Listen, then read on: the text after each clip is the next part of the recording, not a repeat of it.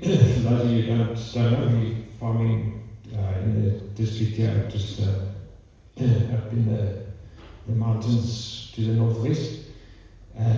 The talk is entitled Microbes to Market, and as funny as that sounds, everything we do is around microbes. So be it microbes in the soil and microbes in our animals, ruminants, and everything in between, right through to market. So what we're going to look at is what we call the regenerative edge. What is it? Why are we interested in it? Enabling regenerative grazing. What does it take? What are the outcomes? What are we achieving, if anything? And maybe some school fees that I can share with you. School fees in this game tend to be denominated in private school fees. So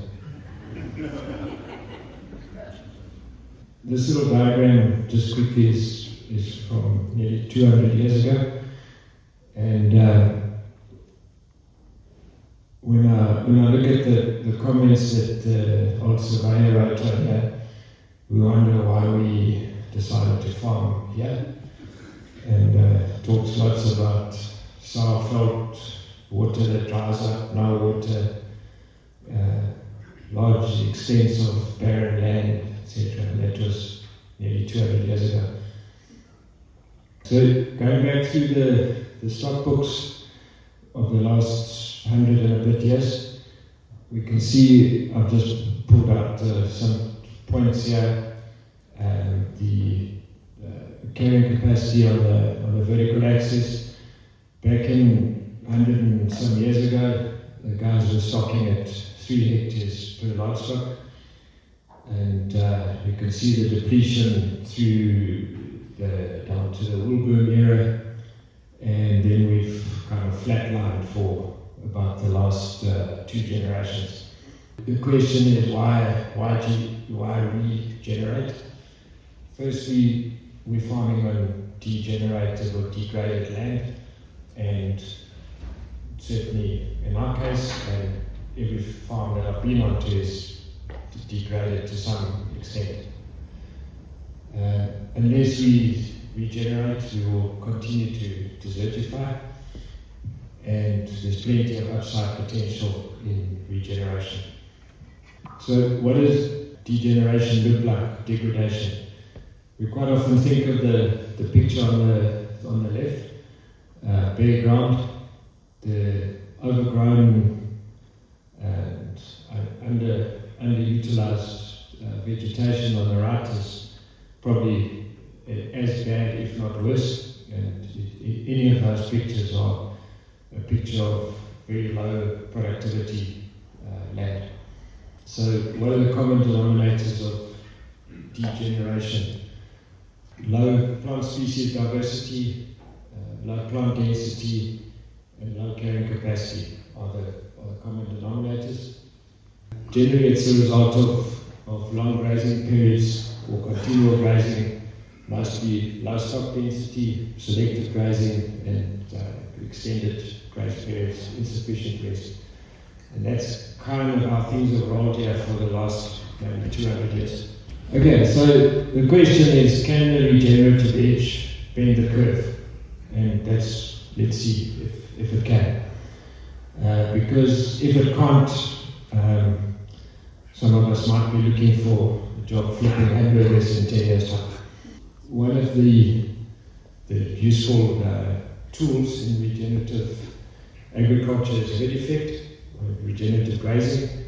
And if we look at Alan Savory has to say, he talks about mimicking bunched and moving wild animals in order to create herd effect.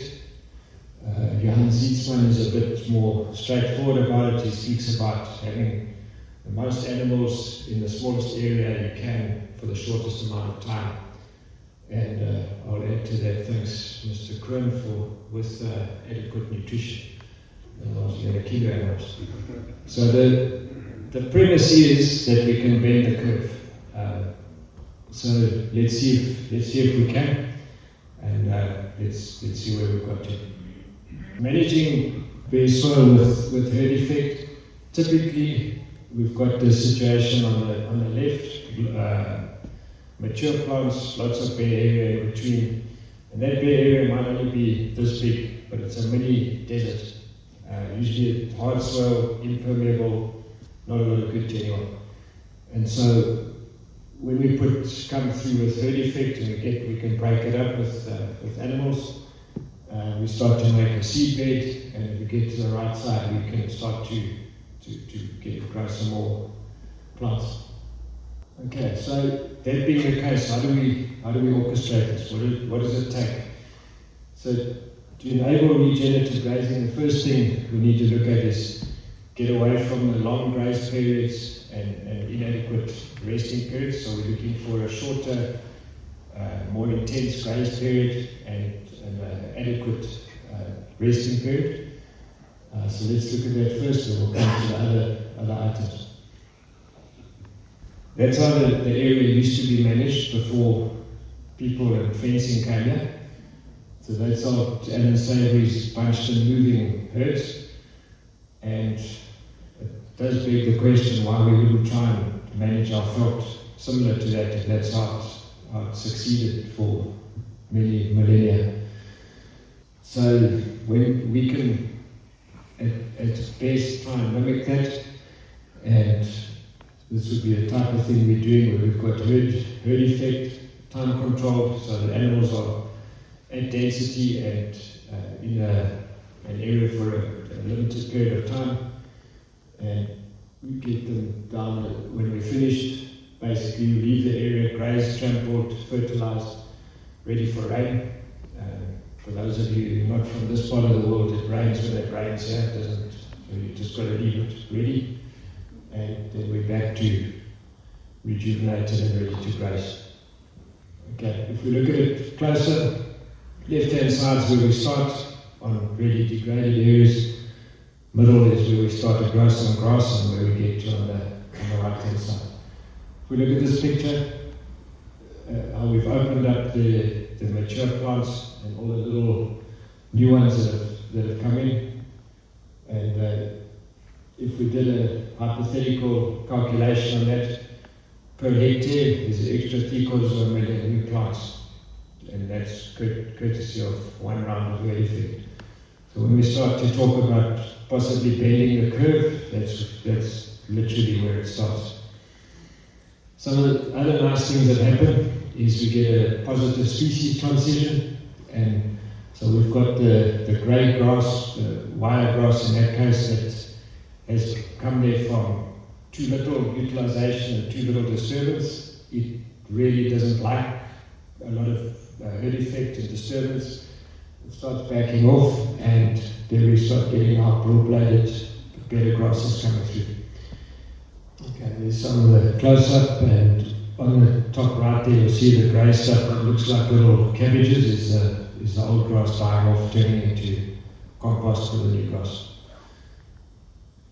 Okay, the next thing is good and well. We can do intensive grazing periods and large amount of animals, but we've got to be able to cater for them. So we need a decent water supply and robust portable fencing system. So just on the water, straightforward, you need to have enough water for your animals. And if you don't, you've got a matter of hours to deal with the problem. Typically, just each farm will vary, but just for a number, we've put in around about 7.5 kilometers of piping per 1,000 hectares and about 100,000 liters of storage. And importantly, the flow rate's really important. 1.5 to 2 liters per second is what we've designed on. But that's critical. Decent flow rate, delivery, clean, cool water, and everybody's happy. You will know that plumbers or cows or any thirsty animals are not very good plumbers. Destroy your infrastructure. Okay, this is a typical fencing layout. We'll talk more about that out at the farm. But Typically, this would be maybe an existing camp, the black outline, maybe 200 hectares, something like that. Main water line through the middle, the little blue dots are water hydrants. And what we do is split them up on the red lines into corridors. Those are electric, and then we can further cross-cut that with portable fencing and basically create the size and therefore the grazing pressure that we want depending on the time of the year. Start here, grazing period number 1, and then we basically just move the fences further and further from the water until we're through, and then we move into the next one. Just to give you an idea of the last 20 years of development, we've moved from 30 odd paddocks of over 200 hectares to 140 odd of 50, and then we've got literally as many variable size electric fence made paddocks, thousands of them within that. Okay, and just kind of as the livestock starts stimulating the ecological processes in there, livestock managed under regenerative grazing triggers a positive cascade through your ecological processes. You'll find your things like your water cycle will improve, your soil will be able to absorb or infiltrate water better, your energy cycle ability to harvest solar energy, which at the moment is free. Vibrantly growing grass will be better, basically use all the free inputs. This is how it actually happens. Can you imagine putting out electric fences every day? Not something that I want to be doing every day. And so we just make a little KML file in Google Earth, get sent out to the staff, they navigate to where they need to put the fences out and do the setup like that. So that's a little WhatsApp that the guy gets, and they can do it from there. Okay, investment in water and wire infrastructure that we've done works out around about 400 rand per hectare. If you amortize that over 20 years, you get about 50 rand per hectare per year. So that's a cost, but if we're bending the curve, then it's a pretty cheap way to bend the curve. The next thing is let's talk about the animals. When you say a few, possibly one herd, that's maybe a bit extreme, but one needs to move away from having little groups of animals all over the place. For every group of animals that you can aggregate, make 2 into 1, you're doubling the amount of camps available, and you're doubling the amount of recovery time. This is kind of typically what one of those strip grazers would look like. I think that don't be under any illusions that this does put a bit of pressure on your animals, and so we need to talk about what's the right type of animal, not worry about what breed, but the right type, what does that look like. And it's very important to balance the benefits that we're getting in the felt, and we're talking about bending the curve, etc., with animal production and animal condition. It's critically important. You cannot do this at the expense of a significant loss in animal production. Okay, so what does the right type look like? Nutritionally adapted, it's got to do well under those conditions. Early maturing, and animal that's got inherent body condition. I know in people, inherent body condition is not always sought after, but in cattle it's really important. Good meat to bone ratio, parasite resistance, docile temperament, but of all those, inherent body condition is really key. There's two animals there illustrated from a Farrow cattle company. They weigh the same. The lanky one is simply not going to do. It's not an efficient grass converter. The nice, stubborn, short, thicker set one is the one that's going to do. This is two fairly wintry looking bulls in Montana. And Kit Farrow talks about grazing solar bulls or diesel bulls. Okay, solar bull, efficient grass converter, diesel bull eats mealies. Left and right, you can see which one, the one on the left is the one you want. Why is it important to be an efficient grass converter? We can produce good quality dry matter on felt for between 25 and 50 cents a kilogram. And if you look at what the alternatives are, and these are the go-tos that we very easily reach for. Wheat straw, lucerne, forage, feedlot rations, protein pellets, those things that are one of our sponsors is so good at supplying us. All right, work in sync with the grass. It becomes even more important when we're putting our animals under pressure, when they need high planet nutrition, you need to be giving it to them. And you can pick a fight with nature, but it's going to cost you. So if we look here, that graph is a graph of the green biomass produced on our place over a few seasons, and you can basically see when nature's pantry is abundant, it's about to become unabundant quite soon.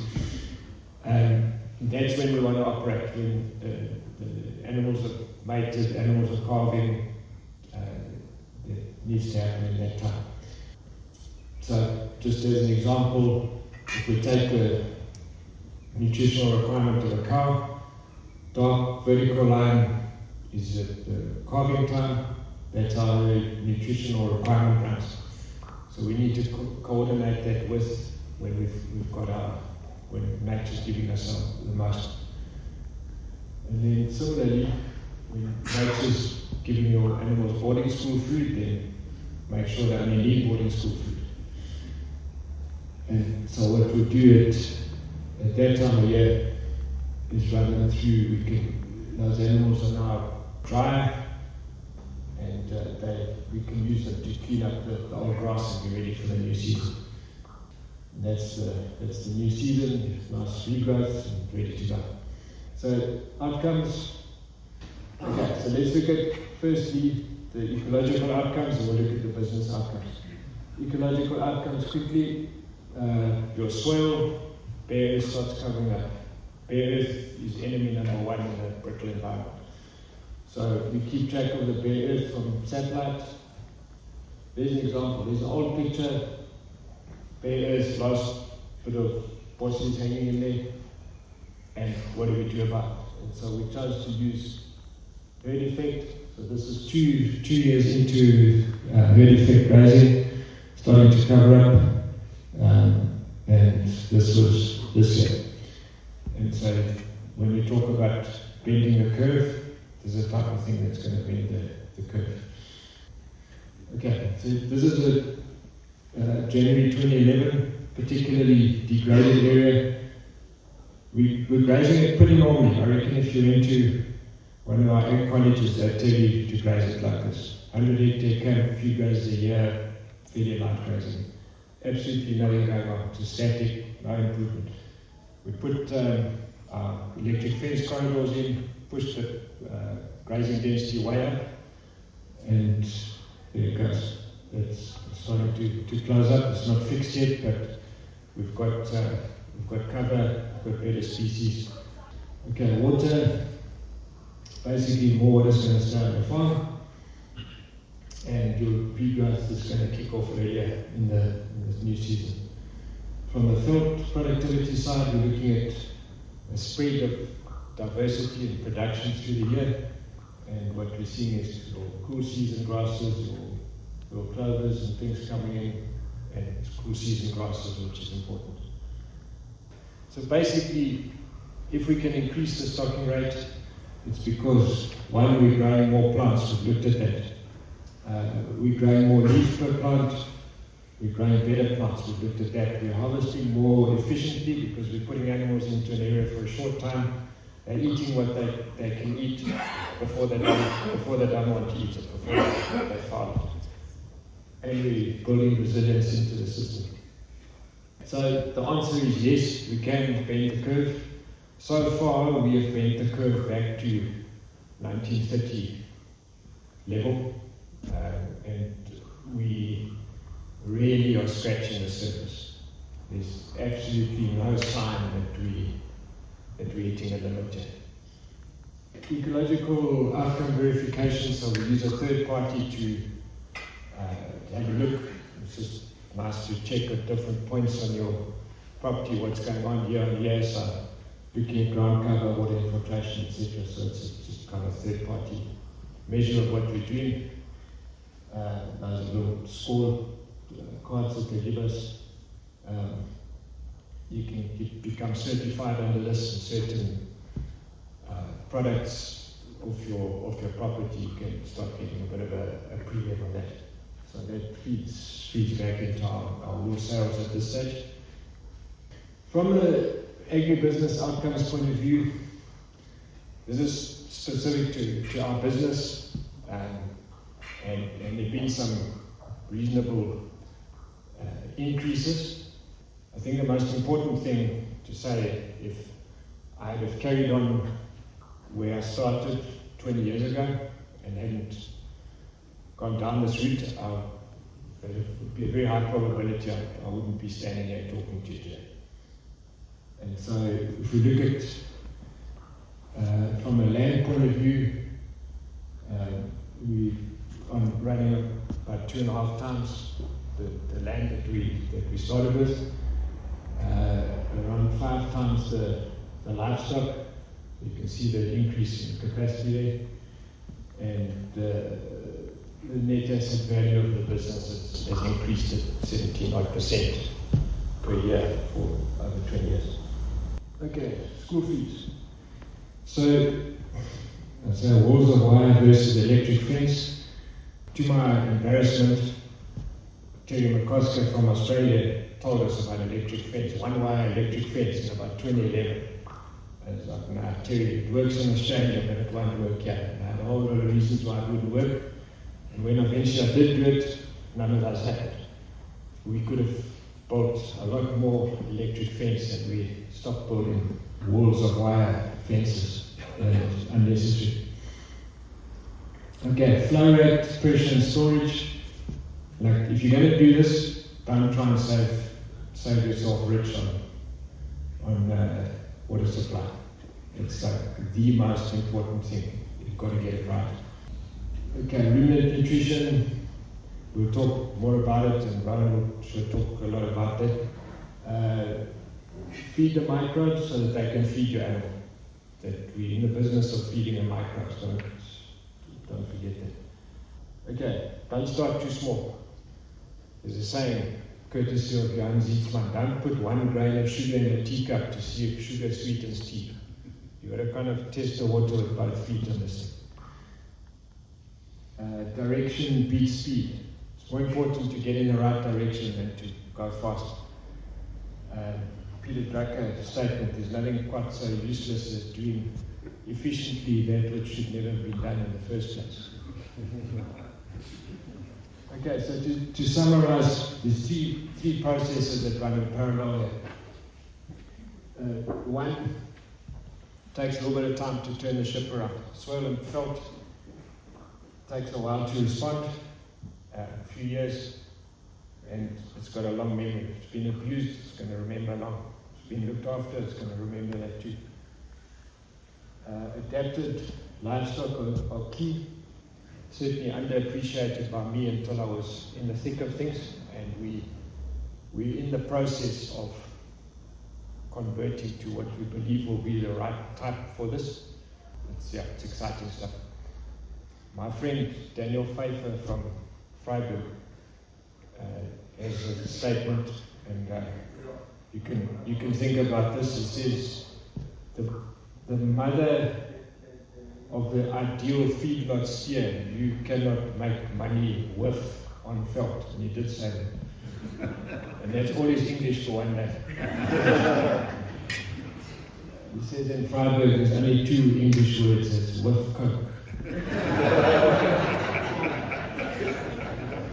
Okay, and then most importantly in my case is the 4 inches between the ears. That also takes time to develop, and the things that you think are not possible, impossible, unimaginable suddenly become doable and even the norm. It also takes a while to develop. So there's kind of 3 processes you'll find running in parallel. So joining the dots, we're going to regenerate the land with livestock. We've got the tools and principles, and create an agribusiness that the next generation would want to be part of. Okay. Phenomenal morning of learning this and being. I'm not going to take much of your time. I'm just going to show you what you can see practically on the farm so that you can maximize your time in the field. We're going to start off with just showing a bit of the degradation. The farm that we're going to is it's quite a nice place to go to. It's a clean slate in the sense that it's a new farm to us. We acquired it in 2016. Yeah, it came from quite a degraded place. If you have a look at the white square, that's where the cattle are at the moment. So I just took some Google Earth screenshots of what we've done since we've fenced the place up. So if you have a look at one of the bare areas. Yeah, so we'll just flick between these. You can see the cover has increased. This is just a zoomed in version of the same thing. And just to show from where we've come from, and we're only really just getting started, we're only just really fenced the place up. We're only really just getting the proper grazing going now. So when we bought the farm, we had a couple of really big camps. This is called the flay camp, and we weren't really sure why it was called the flay camp, but hopefully as time goes by, it will be revealed. So basically, to start off with, we put in a whole lot of water because water is very important, and this is a water system with blue lines. Within, there's spots that you access the water. The black lines are permanent fences, being referred to as walls of wire, expensive fences we put in. Largely, as Dad referred to, we didn't really know about the cheaper options at that stage, but that's what we put in. This is all in 2017. So we went from 500 hectares and we made into 5 100 hectare camps, and then split those further with the red lines, which are permanent electric fences, which are the 3-wire steel wire electric fences, to plus minus 10, 50 hectare camps, of which we can split up further with polywire as and when we need it. This is what we're currently doing. Yeah, we're really getting started with this grazing now, and so what can be said is we've doubled the carrying capacity already. So I'd be always excited as me to get out into the field and ready to rumble. Come a bit closer here, then we can explain what's going on. So this is one of the camp that Jonty explained down at the theatre. It's original 500 hectares. Just to get some organization into the system here, we built 5 100 hectare camps out of this stuff, which if I'd been more confident in electric fence, I would have used much less of that. So you get basically it's better than it was, but we've now got rotational undergrazing. It was kind of only so much help. So then we've split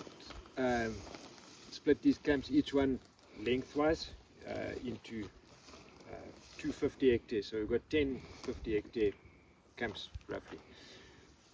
But the nice part is now we've got electricity right down covering the area, so we can branch off temporary wires wherever we want to make whatever size camps we wish to.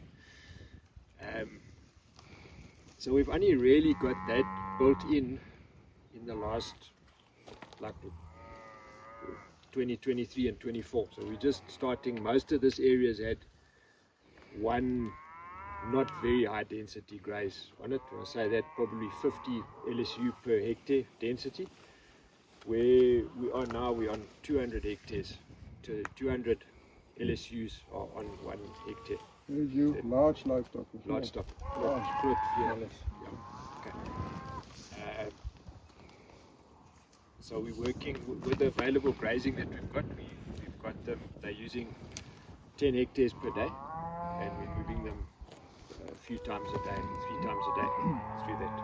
And we specifically want to do it because there's quite a lot of this type of ground that we want them to. There's nothing to eat here, but we want them to trample it and put dung on it, and it's responding very quickly. Any rockcore like this that you see probably used to be nearly twice as big as this. It's kind of encroaching. You just need to disturb these areas and get them to get the cattle dung, get the urine, get it going. The big thing here, with this apron felt, this area is terribly scoured, to the extent that further down where it hits the river, it's washed dongas there historically. You can imagine how much water was coming off here to make dongas.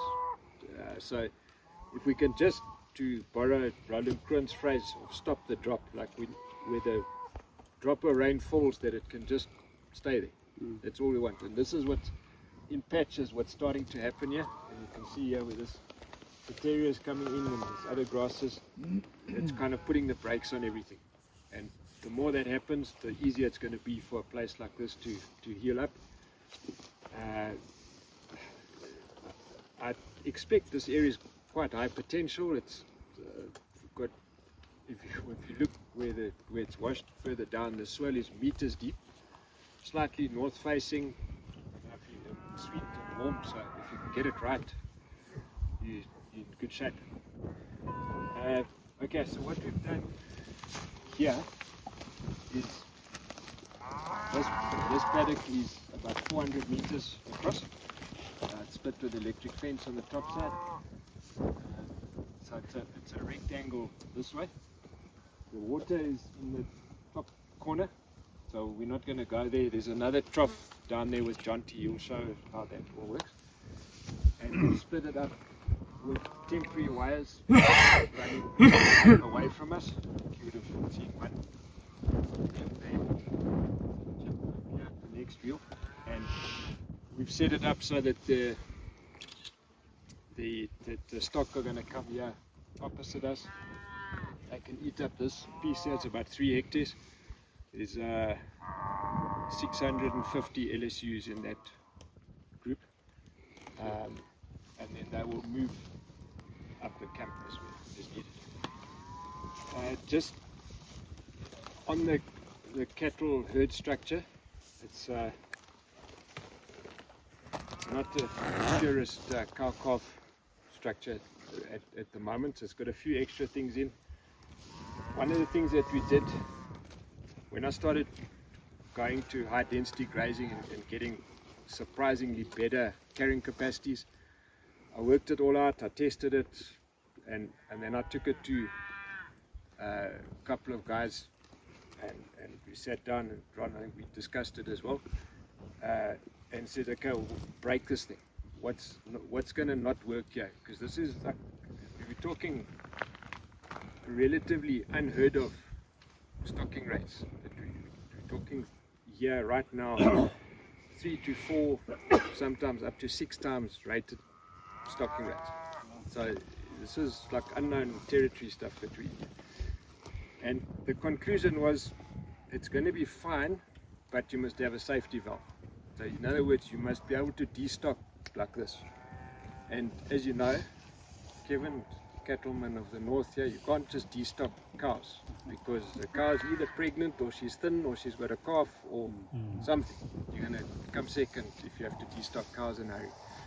So what we did, we made up about 20% of the herd with oxen. We just kept our own trolleys in case we needed to destock, because they can, if I want to destock, they can go Monday morning, they're gone. As it's happened, we never needed to do that. Those trolleys are now pushing on 600 kilo B grade animals, so they'll have to go and we'll have to feed some more in the bottom. it's not a How do you bad. feed in? Sorry, How do you feed in from the bottom? the small one. Okay, you don't buy in.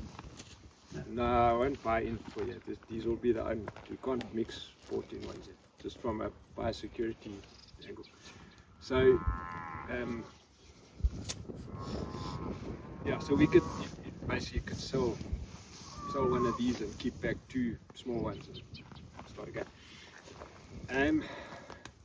This brings me to the next point. Is the other way we've built numbers is keeping a lot of heifers back, and there we have bought heifer calves, raised them and quarantined them and run them separately and grown them out, mated them, brought them in here. So this herd is literally 50% first and second calf heifers. So their conception rate, nothing to write home about, as per normal with heifers, but we've got an excessive amount of heifers in here. So the fact, coming back to the oxen, actually quite nice to have the oxen because they're almost making up for that bounce with the heifers. We're just about through that now. Those heifers are coming online. They'll kick in now with the next calving, and that problem will go away.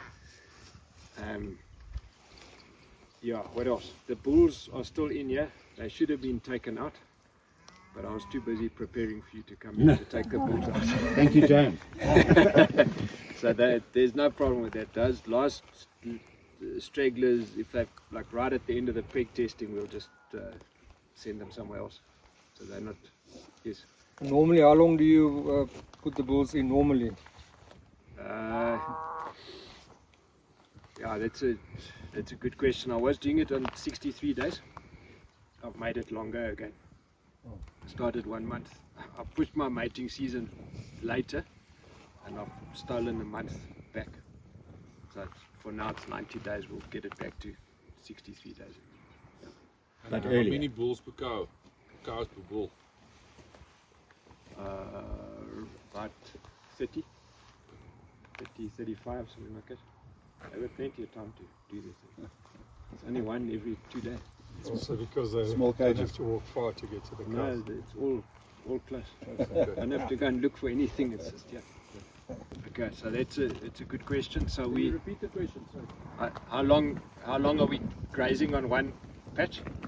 So right here, about 4 hours, and then we're moving. So, but within that 10 hectare strip, we'll finish today.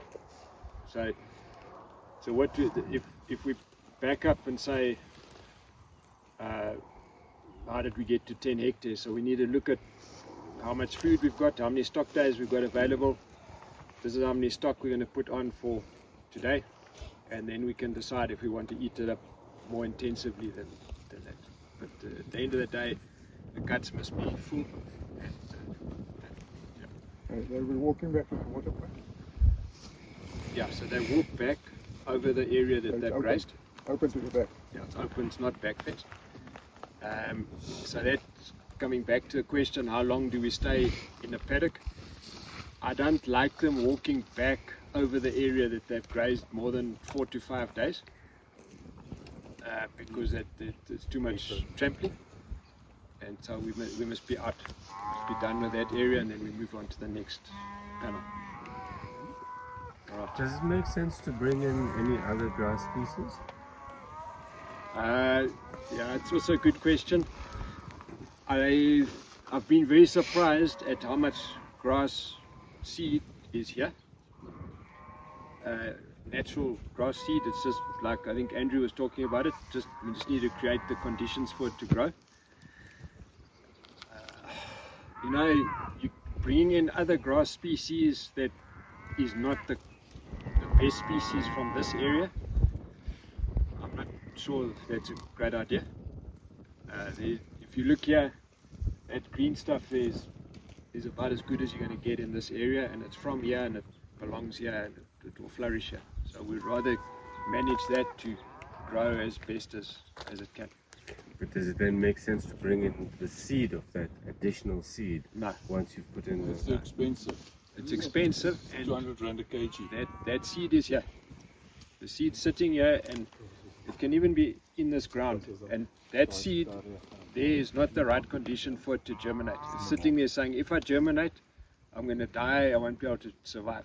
So if you can credit the seed with thinking, it's not germinating. Some other little tumbleweed or weed will go there first and prepare the soil, and then that will come in. So we are speeding up the process with the animal impact by creating a seed bed. So we're softening the soil, we're putting fertilizer on it, the dung beetles are taking the dung into the soil, we're getting the soil life going, and then that seed says, oh, okay, it's starting to look acceptable. How do you calculate the amount of stocking rate that you're going to put in? And when you decide to take out? Calibrated eyeball.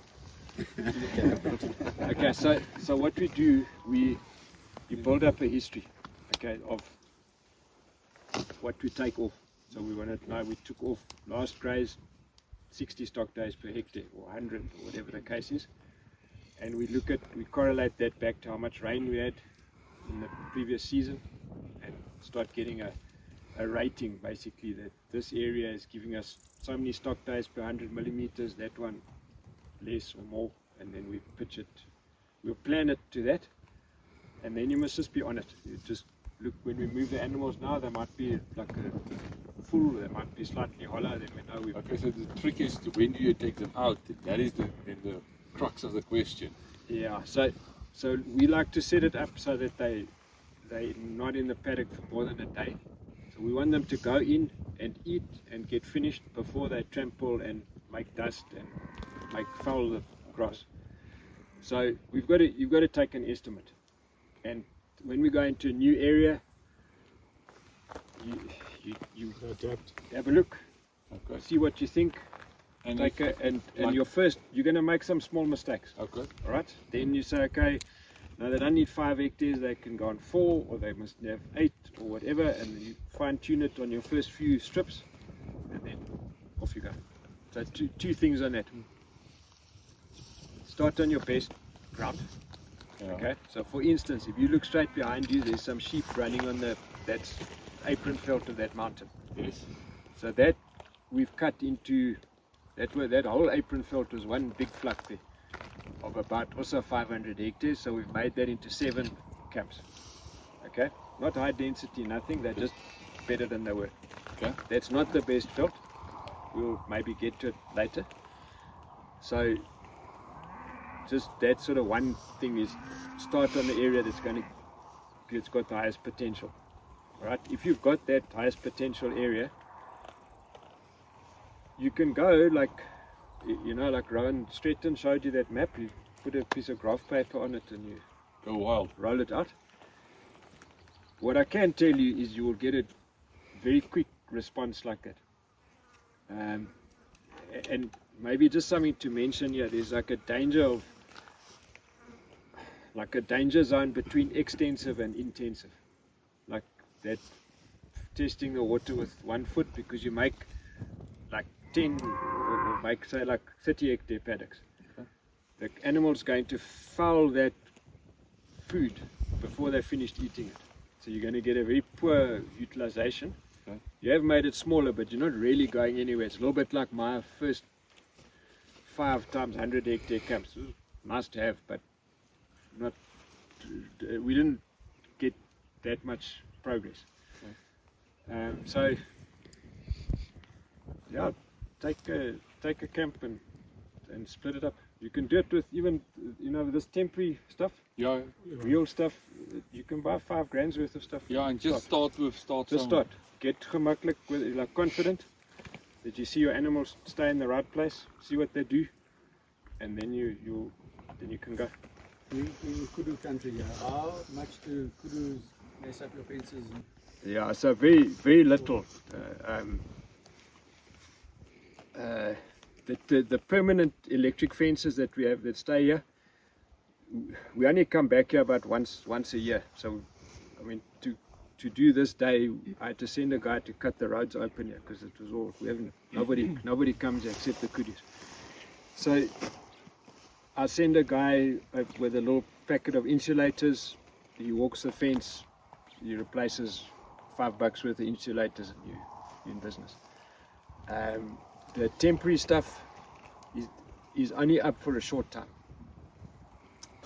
And yeah, usually it's not a problem. Very, very occasionally.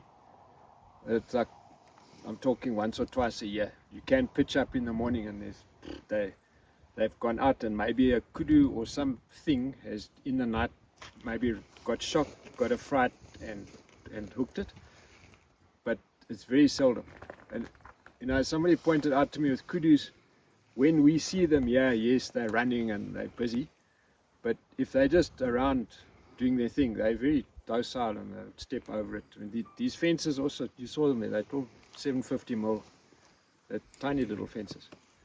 So yeah, that was one of my shopping list of excuses to not use electric fence. Yeah. There's literally never been nowhere near a reason to not do it.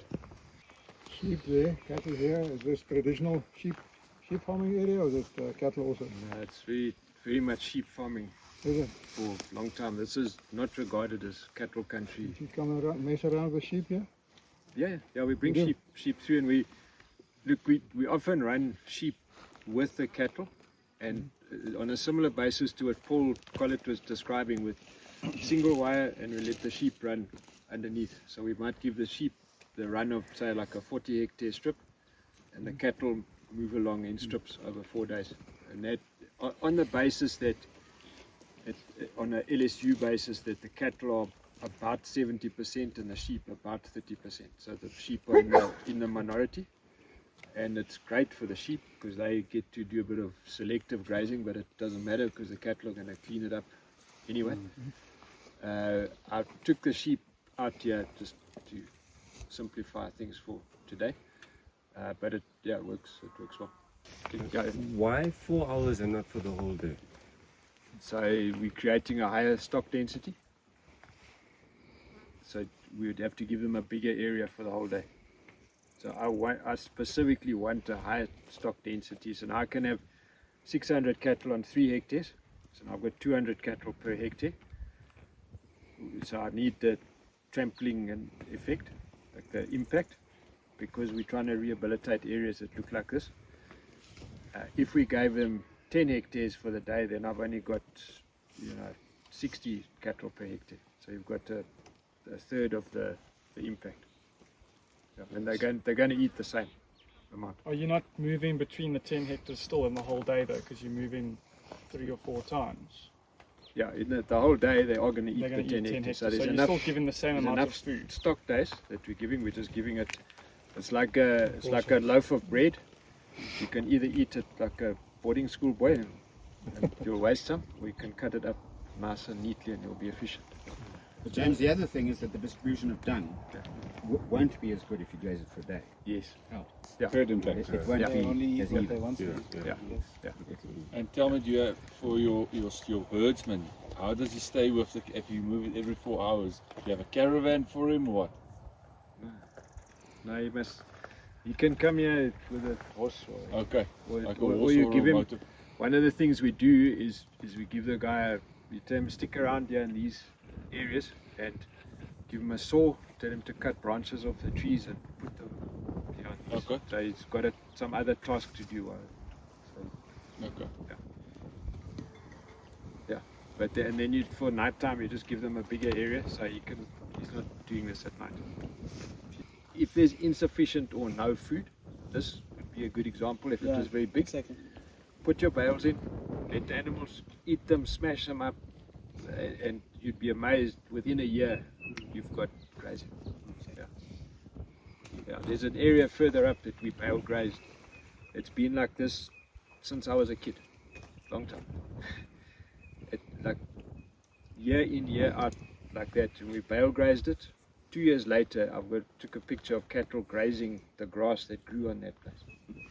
Yeah, so yeah, it'll work. And it doesn't have to be good quality bales, it's just something, just straw bales. Just make sure you don't get sent too many weeds with the bales. Does it make sense to change the trees in terms of chopping down some of this bush or bringing in other trees that were here? think these trees were here. What you find with that density is they open up the trees. They start breaking the lower branches and they start grazing in underneath the trees. So they put a bit of pressure on the trees. So your tree kind of gets a bit of a workout. More of a tree than a bush. So yeah. So what's interesting here, and you'll see it if you look all through here, the interaction of the grass and the tree is the trees bringing up minerals and the grass is giving the tree sugars, and so you've got this like flourishing grass under with the trees. Yeah, so the animals at that density, they gun for that grass and they'll smash the tree a bit. These mainly legumes? Yeah, this mainly is acacia stuff, and then that other, creepworm that grow in but it's mainly in the rivers. How long can you make a camp? Let's say if you have a water point at the foot of a mountain and you have to go up. Okay, so on these strips, I don't make them longer than 800 meters. And that's a function of how many days I'm going to stay there and how much time I want to limit them to walking back to water. Okay. And this is not ideal, but if you look at that mountain camp behind Andrew, the water's at the bottom and the camp goes up to the cliff at the top. Okay. And it works. How high do they go? They go to the top there, but there's often seepage water up there as well. So they spread out a bit. It's nowhere near ideal, but it's an awful lot better than it was. Okay, so you can make it 2 kilometers and they have to, if they're hungry enough, they'll go up. When we go in, we put a large amount of stock in, and there's a big flow of water. So those camps there, we go in there with north of 2,000 sheep in there for, say, like a week. Yeah. They'll spread out and they do something to it. You can see the graze line there going up next to it. You can see they've been in there. Look at the strips that we put them onto. Yeah. If they're hungry now, you'll see they all move on to the fresh grazing. Yeah. So they won't eat, and then they normally go, because they're close to water. And maybe this is another important thing, their behavior is different. If they know the water's just up there, a few hundred meters away, and there's plenty of it, if you watch them, they'll go in 2s and 3s the whole day and go drink and come back. Okay, they don't come in a trop to come and drink. When you got a long camp and it's 3 kilometers to water, then they sit, and so 10:30, like we all go now, and we all want water now. Then your infrastructure's got to be really good to cater for that. So that's a nice thing, that this creates that totally different, relaxed behavior. That question comes up: how far can a cow walk? And you're right, it can walk that type of distance. But it's like, what's good for the cow, what's good for the veld, and that type of distance is no longer helpful for the veld. Okay. So because it's infrastructure, and we love a bit of infrastructure because we heard it's water. Yeah. So where we can start off, it's largely quite quick to explain everything. So what's happened with other groups is we asked a lot of questions and discussed all sorts of things from a whole spectrum of stuff, of grass and all sorts. But yeah, just from the infrastructure point, we spoke about this being was a 500 hectare block that we acquired, I suppose out of the whole farm, but we're dealing with the 500 hectares here. We split this up with the big walls of wire that was referred to earlier, which is the normal kind of stock fences. We made 5 100 hectare camps, and then we split those with these, what we call permanent electric fences, the steel wire electric fences here. We made this into 10 50 hectare camps. And then if you picture on the other side of this bush, a permanent fence is a permanent fence there. It's sort of a lane, and then these things cut it, segment it up the whole way. And then we can then cut these up with poly wire, which is non-permanent electric fences, and we cut this as and when we wish to in this direction, and we can roll them up and pack them up and do so as we wish. No, the bottom is earth, and the top two are life. No insulators on the pole there. Yeah, it's a dry wooden pole. Yeah. So you will obviously see what works with you guys. What we found is if you have to put when we're putting the polywires through the bush here, you can't make a straight line. There's trees and all sorts, but the trees can assist in the sense that you can just hang the polywire onto the tree. It doesn't short out, but that obviously works in our dry environment. If you go somewhere else, the grass can short your fence. So obviously do what works for you. So if you're running sheep here, would the bottom strand be made live and the middle one in neutral, or do you No, the bottom's always dead. But yeah, I suppose you could do it as you wish. I think it's largely because this is always going to hang in the grass. Maybe it's going to hang on the ground and you're going through slits and so on.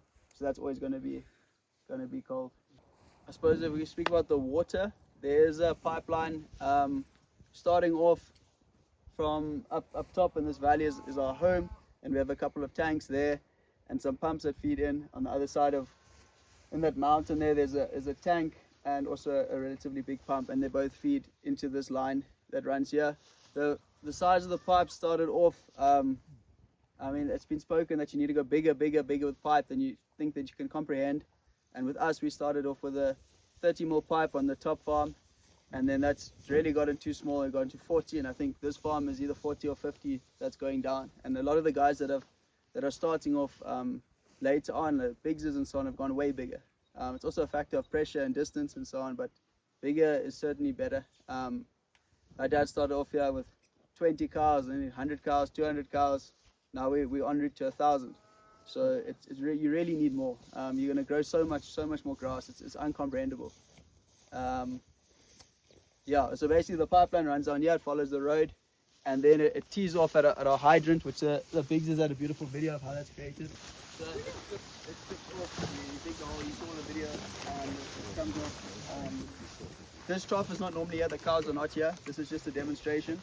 This is a portable trough, and how it works is when we're done in the area, we'll take the coupling off and roll up the pipe, let the water out the trough, put the trough in the bucket, or carry it over the fence, and then we move on. So you always have the water behind the animal.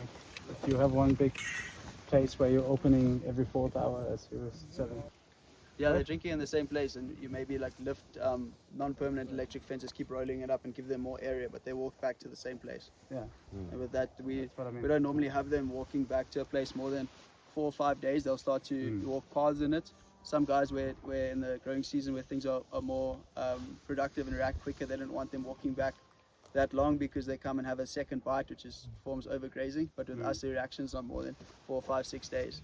So no questions, yeah, we can have a look at the trough. So basically, with the trough, we've experimented with all sorts of troughs. This is so far what we find is the best for portable trough. It's very strong, it's robust. Most importantly, on our observations, we found that the cow needs to be able to reach to the other end of the trough. Otherwise, the cow thinks there's going to be better water. If your trough was one of those big circular ones, which we've had and experimented with, then it thinks it can just step in and just get to the better water, which then leads to a mudded trough, and then they get grumpy and break the trough. So this is what we found is the best for us. Yeah, a lot of guys have asked about the Apex ball valves. Ronan's alluding to they're quite expensive, but that's the only thing that works, which we need the flow rate, which is 1 to 2 liters a second. It needs to be moving. Yeah, we've adapted this trough and put a pipe from the ball valve to the bottom, because if it just sprays from the top, then the pressure sprays out and makes a whole lot of mud around here. When we want to move and pack this trough up, then we just dig it out where we basically buried the inlet pipe over there. We disconnect the pipe, roll up the pipe, let the water out, put it on a bucket and move on. Sort of the opposite procedure when you set up. Yeah. Jan Bo was referring earlier to the many tools, and we're just speaking about cattle here. So an experiment that we did earlier a few years ago is in this area above us. We brushed back, cut a couple of the trees and the branches and put them over bare areas because it was absolutely bare. And it's quite cool to walk up here and see. You can see remnants of some of the branches that are still there, but this whole area is just full up with grass. You'll see many bare areas which you didn't put anything. But for us, we don't spend very much time doing that kind of stuff. We rather give the impact with the cattle, because that's, in the end of the day, it's what affects your bottom line, not cutting trees, but it does work. Yeah. How many cows does this one trough service? So we'll only have this trough for the entire herd. The entire herd's 500-600 cows, and then we have also run it with the sheep as. Yeah, we've even recently worked with a rockler trough, a small trough, a permanent trough. Yeah. With the sheep and the cattle, and it's all a factor of how much pressure you have. If you can keep that thing full, then it works. So as long as they trust you, you can use a little thing this big for 600 cows. Amazing. They never come, all 1,000. They're never going to come at the same time, unless they start sloping and they're here. Then they're all going to come. They're going to come break your trough and be very grumpy with you, and then it's a big problem. It's not only gravity feed. It's all gravity fed from up top there, but there is a pump below us that is going to pump up this line. And then if there's nowhere for it to pump, there's a tank on that side high up that it will pump. Dan kan jy sê droppers bring asseblief vir duidelik. There are many variants of droppers you can use. I mean, all the dairy companies in the world, people running on pastures, they've all developed and made all sorts of ones that work in pastures, and many guys use them, and you can step on them and put them in. For us, it doesn't work because our ground's hard. We hit them in with a hammer, so it's very heavy to carry. But it is the only thing it works for us. And this is for our temporary electric fences. Dis nou die dropper en die insulator wat ons nog gebruik om die enkelyn te bou vir die beeste met die polywire. So die dropper is 'n bietjie te dun vir die insulator, so ons maak hom vas met 'n draad wat 'n bietjie styf is sodat hy nou nie op en af beweeg nou nie. En daar nou beweging inkom, as ek miskien te laag klim die beeste nou oor. En dan gebruik hom met 'n hamer om hom weer in te slaan in die grond en die hoogte wat ons slaan. Dis bandhoogte en die hengtyd mekaar, het is 30 tree. Dat is nou maar omwerk. That's right, dankie. So we're going to use these when we take a polywire in this direction here. When we cut this, if you picture this as a lane, this being on one side, this permanent electric fence picture, another one up to 300 meters up. And then if we want to cut this, we make a 300 meter with a polywire. We use these. If it's 300 meters, we hit 10 of them in, and then we work with the reel, which you'll see with the cows. And you walk through the bush here, and then you split this up into small sections, moving away from the water. So they first here in the section with the water, then they make another one, then you roll it up, and then they get access to more. They walk over back to the water for 3-4 days. So jou lyn is nie noodwendig reg nie. Jy gaan maar so deur die bos. Ja, as jy nou deur die bos gaan, dan gaan jy nou 'n bietjie met kinkels en draaie, maar as dit nou oop vlaktes is, dan gaan jy nog stryd doen. Jy hier man wat kyk hierson. Ja. Nou as hierdie nou 'n kamp is hierso. Hoe moet hierdie gras gevreet wees voor jy skep? Waar sien jy wanneer jy weet jy moet skep? Wanneer kyk jy self nou op die beeste, sal jy self sien ook as hulle nou nie tevrede in die kamp is nie. Jy sit hulle na die oggend en jy kom miskien so hier 12 uur, 2 uur miskien terug. En jy sien nou hy holplekke hier op hulle joppe. En dan die veld sal jy ook wys, jy sal nou afneem van die ander kant van die draad af, wat nou nog geëet is, en die kan wat geëet is. Dan sal jy nou basis sien, hier is nou skuiftyd en hulle almal sal jy oploop en wys, hulle sal by mekaar op 'n bolling staan, as dit nou skuiftyd is. What you said nicely, there's a small effect of the animals than the grass. You can't force an animal to eat something it's not going to eat. So if you have your structure of what you want animals to do in that time in their season, whether you want rising plenty nutrition, whether you want them to work for you, whether their calves are coming or what the story is, and then you know where you want their ruminants to be at what time of day, and how much food they say. If you're moving in the morning, how full must they be by this stage? Often, if they're clever animals, if you come into the camp, they all might rush to you, and whether you just move them or not, they might come because they're curious. So don't be intimidated by them. They might bellow at you and so on. But have a look at their ruminants and see how full they are, how much food they've got in it. But obviously you can look at the felt. That is quite important. But for me, looking at the animals is also quite important too. If you want to have them at less density, you're going to have less result. That's basically what it is. So if you're willing to sacrifice a bit of result for a leisure, which is, I think life should be balanced, then go ahead and do that. Or if it's to give your staff a bit of a break, or over Christmas, or one of those things, then you can. Yeah, it's only a small section that you're going to not get that result. Yeah. That's okay, because I mean, if you already fence this in with the permanent fences like this, we're already getting double carrying capacity. So if you now want to cut it up even smaller and really work it, it's going to go crazy, but it's labor. Yeah. So it's totally up to you. On this farm, it generally is not 4 times a day. We normally work on once a day, is how we usually work. And from what I've seen sort of around the world, that is a sort of way to get quite good results, and you're not you're not stressing yourself out. The ones that they move is pretty effective. There's a bit of infrastructure to do with electric fencing with those ewes. They're out in the veldt, but every night they get crawled in a pen of horse tape. So three lines of horse tape in an area, and we put them on bare areas for 3 days max, and then we move it. They actually did it on a bare area against this fence. Just behind us, we can walk up there where that long grass is standing. Yeah. You can walk there, and it's amazing because it was bare area, and you kind of expected it to react maybe with weeds and for your first kind of species that was coming in, but it's coming through with amazing perennial grasses there. After it's 1 year later now, and three lines of that, and then they all sleep there. They let out in the morning. Is that type electrified or? Yes, yeah, same as electrified, yeah. And yeah, my mom has an alpaca stud, and we put those female alpacas, we put them in as well, and then they're safe. They're fully safe in there.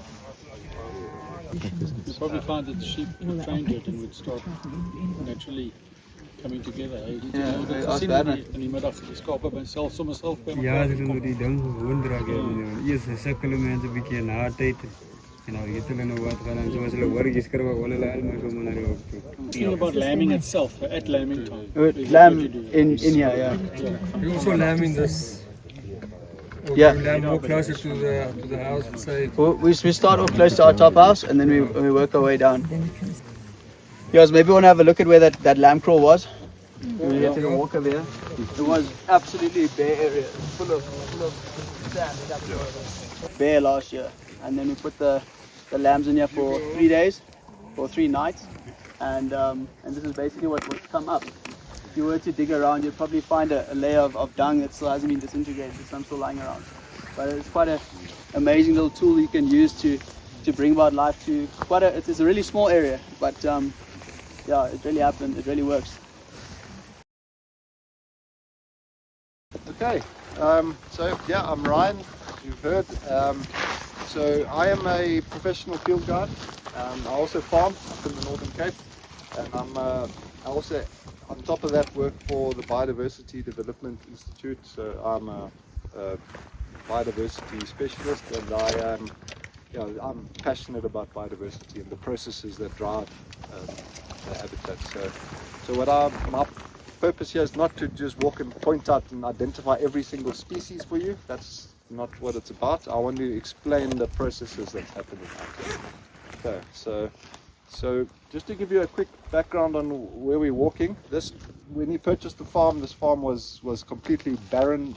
I'll show you some of these bare areas, but most of this camp was bare, in a very, very poor state, with elements of soil erosion, lots of soil capping, and yeah, just barren areas, pioneer plants that were unpalatable, and yeah, so this veldt has been, the high density has been going on here for only 2 years, and you can already see a whole bunch of different phases or stages of regeneration. So and it's in sort of, it's a mosaic of all different patches, and it's centered around these bare patches, and as the bare patches start shrinking through vegetative growth, and underneath the trees in various places, you'll see different stages, which I'll point out to you now.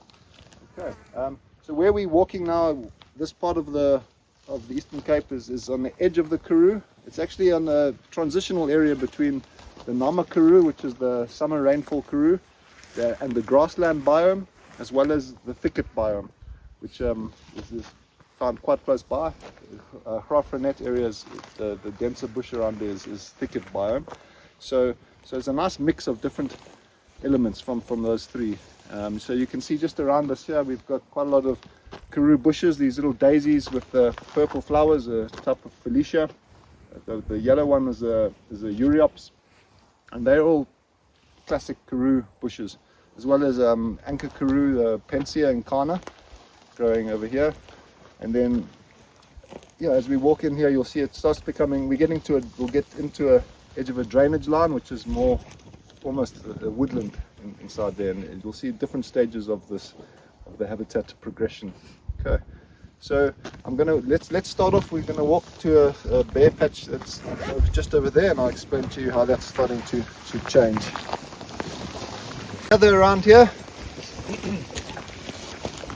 So originally when James purchased the farm, probably around 90% of this camp used to look like this. So this, you can see this bare ground, and what happened is, because it's on a little bit of a gentle slope, you get the sheet erosion runoff due to the heavy grazing that overgrazed it, and that caused a loss of topsoil. You can see this is an old pedestal here where there were actually bushes growing here, and that was the original level of the, and you can see all the soil that's been removed from that. And then that also creates capping, so the water flowing over the top and the mixing with some of the minerals forms a crust on the surface, which prevents water retention, water absorption, and that encourages it to, with the combination with the slope, that causes the water to run off. But what we're getting here now on the edge of this bare patches, you're getting plants starting to encroach on it and close in and close it up. So you'll see important plants that cover the ground, such as this. This is the creeping saltbush. Very, very useful plant. It's actually it's highly nutritious. It's well grazed, produces little fruit, so it also starts feeding the biodiversity as it goes. But it is a very, very useful ground cover. It will start growing, and it grows in very barren soils. It enjoys it. That's its role. It's a pioneer plant. And you'll see the grasses also growing in here. Everything that's growing in the middle of this is a pioneer plant, as well as most of what's growing on the edges. And then you'll see the karoo bushes. They prefer, once we start moving into that, you'll see this the taller grass that you see in the distance. That's where we're starting to get the climax felt, and that actually chokes out a lot of these karoo bushes, because they tend to grow in the open, more harsh open habitats, and you'll find a lot less of it in there. But this area is now suitable for them, and they performing the role of the pioneers that are working the soil. And one of the main goals of the regenerative farming is to create, well, obviously with that short high impact grazing and then that long period of rest, that helps to promote increased biodiversity, because things are not getting overgrazed and they're getting a chance to grow.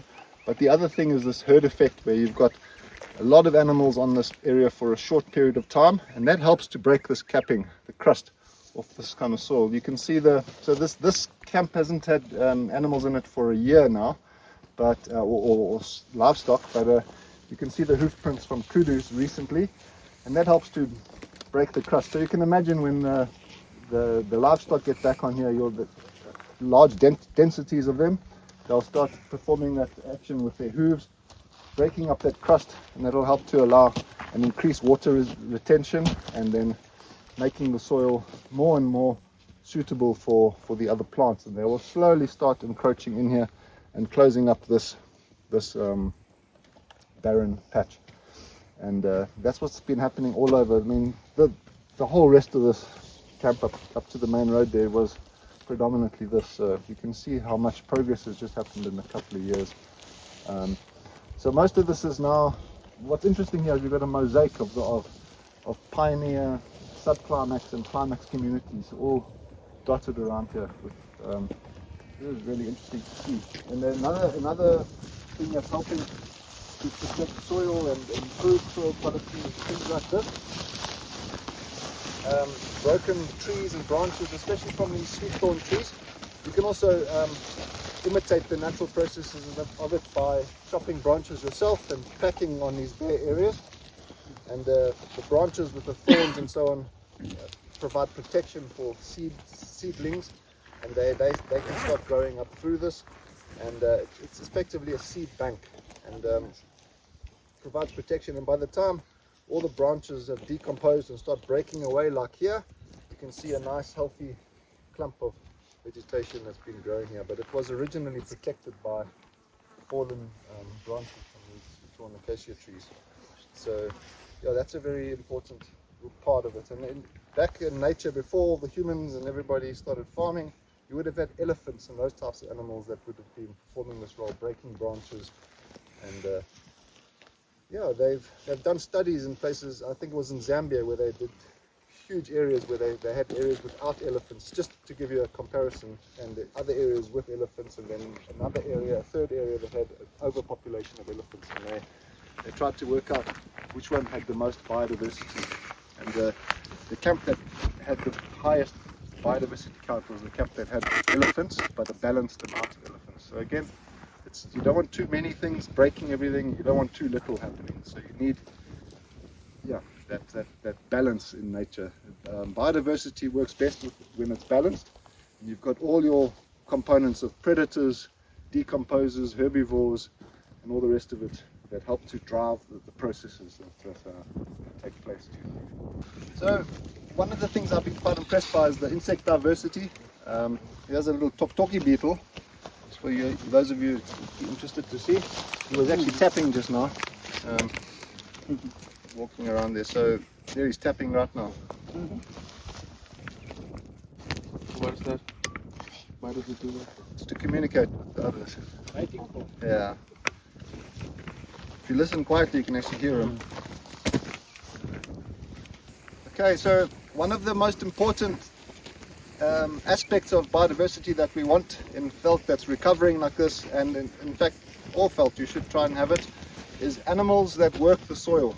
So they're turning over the soil, it helps with the distribution of nutrients, but actions like this that you see here, this looks to me like it was done by bush pigs or something, but it's not recent. That opens up the soil, it allows more water retention, and yeah, it distributes nutrients and so on. And it's no coincidence that the areas around where these animals have been excavating, you find increased and improved plant growth, because there's better minerals, the soil's softer, and it allows them to get a foothold into the soil. So the important ones that do these sort of things are bush pigs, warthogs, porcupines. Aardvark is probably the number one most important one, but it goes right down to all the small creatures, scorpions and insects that dig burrows. Those also allow water to get in and provide increased habitation and places for other animals to live. And that also starts to increase that biodiversity and help to drive on the processes. Okay, here's a little ant I should point out. This little guy here is called a harvester ant, Mesorcapensis. You can actually see this one's carrying a seed. They are actually ecosystem engineers, a bit like termites. They're critically important actually in the whole the ecosystems of the Karoo, both the summer and the winter rainfall. They work the soil, of course, with their nests and so on, but they're very important in protecting seeds. They collect seeds and little fruits and things, and they take it into their nest. And once an animal like an aardvark comes and actually digs it up, then it brings up the seeds to the surface, and they can actually start growing. And they grow in the improved soil that's come from further down, which hasn't been leached and so on, and they've got all the minerals and nutrients. So they're very important for seed dispersal as well, because I mean they can walk quite large distances to go and get to their nest, wherever this nest may be, and so they pick the seeds up and take them and spread them around. So the black harvester ant is a really good one to have. If you spot the nest is actually quite spongy. It's made with the white seed hairs that you get on things like the kapokbos, which grows around here quite a lot. And the whole nest is made of that. It almost feels like felt, and it's quite soft and spongy. And it's very easy for the aardvark to dig up. They're really good plants because the roots have an interaction with or a relationship with bacteria, and that bacteria can fix nitrogen, which is why always underneath these trees, in fact many leguminous plants that have pods, they have this ability to fix nitrogen. So you'll find improved soil quality underneath these kind of trees. And you can see it, and it's not a coincidence, under all of these trees you've got lush growth of grasses, various highly palatable climax grass species. Even if it's just a small isolated clump of it, but that's a little clump of climax veld next to a patch of pioneer veld. Just a small isolated thing, and it's that nitrogen that helps it, and it's also giving shade protection, which also helps to increase the soil health. That it's shading it from the sun, and it allows the water and moisture and everything to stay there, and protects the soil better than this open, exposed soil in the sun.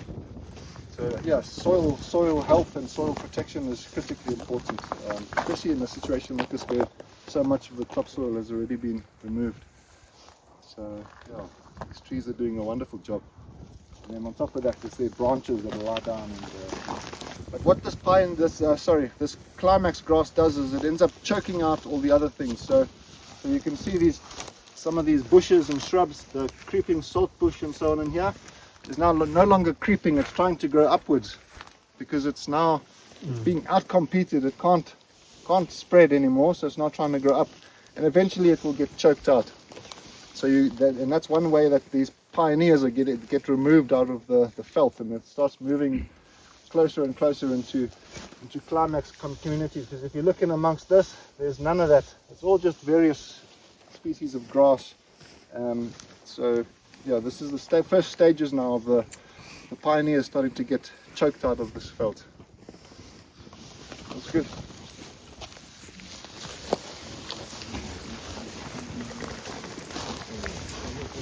Right, we've got an old cow pat here.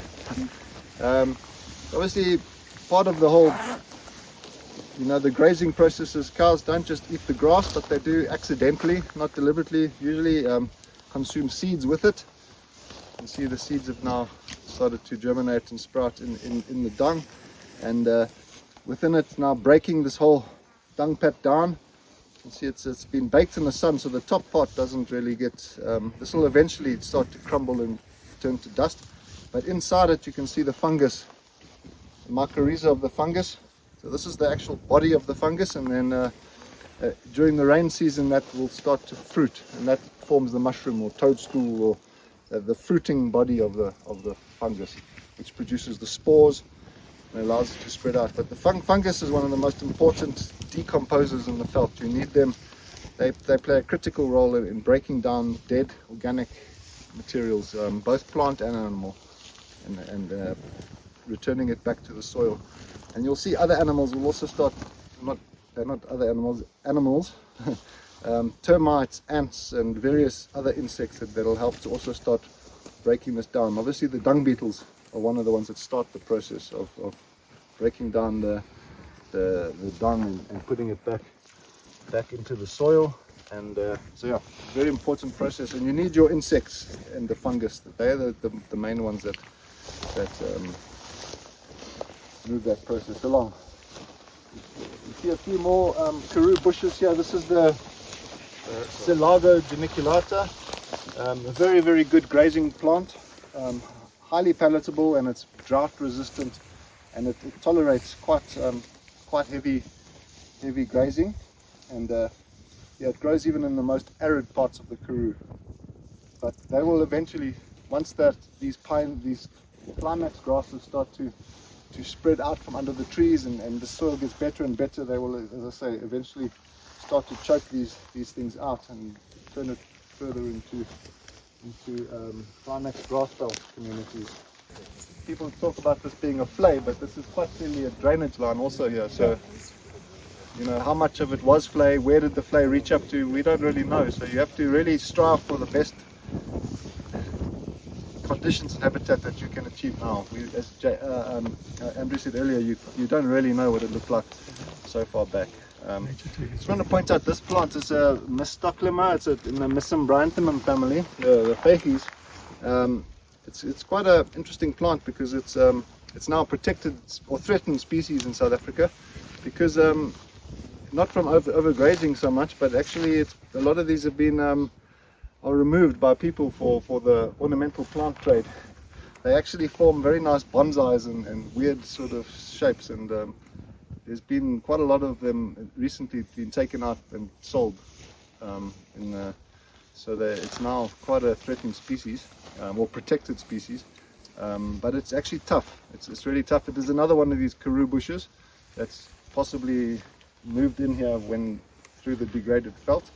but it also withstands the drought very well and takes good grazing. So, yeah. And in areas, especially with goats, it can also get grazed out quite easily. So, look, scientists have a rough idea of what used to occur in different areas, but at the end of the day, the habitats and things are only documented sort of a couple hundred years ago, and beyond that, it goes back to myth and legend, and so it's really hard to know exactly how it all looked. And plus, the climate's been changing, and it's always been changing, and it's been through ice ages and various other periods. So it's very difficult to start. It starts becoming murky when you start cloudy, when you start going that far back in time.